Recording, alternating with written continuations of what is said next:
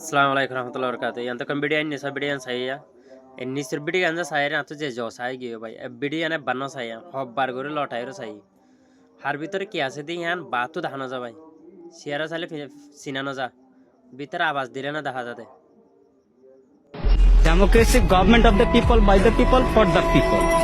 কে বলেছিলেন এই সংজ্ঞাটা? আমেরিকার 16তম প্রেসিডেন্ট। হতে হতে চলে ভাই ওগর রিকশা ড্রাইভার। কিন্তু এবার ভিতরে কি আছে সব? সেই গণতন্ত্রের কি আছে আপনি নিশ্চয় বলতে পারেন? আমি কম বেশি শিক্ষিত, অবশ্যই কিছু শিক্ষিত। আমার হাতে কথা শুনিল 10,000 ভাই। আমি ভালো কিছু করার কি আমার যোগ্যতা নাই, দক্ষতা নাই? আছে, কিন্তু আমার যাচাই বাছাই করার আমার প্ল্যাটফর্ম পাই। তার আগে ওনারা খেলা শুরু করেছেন, খেলা হবে খেলা হবে। আরে কি খেলা হবে? আপনি কি খেলতে চান?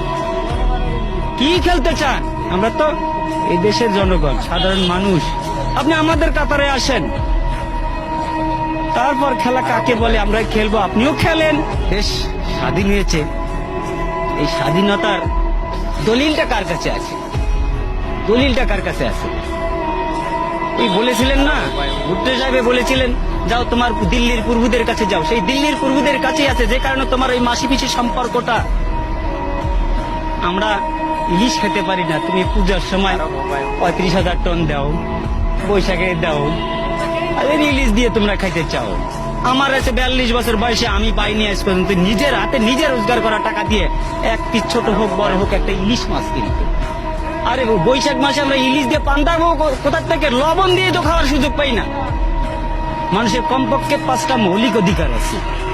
5টা মৌলিক অধিকার হচ্ছে: 1, খাদ্য, বস্ত্র, বাসস্থান, শিক্ষা, চিকিৎসা। আমরা কোনটা পাচ্ছি বলতে পারবেন কেউ? আপনারা এখানে যারা আছেন, আমরা কোনটাতে স্বয়ং সম্পূর্ণ আছি? শিক্ষা ব্যবস্থাকে কোথায় নিয়ে যাওয়া হয়েছে?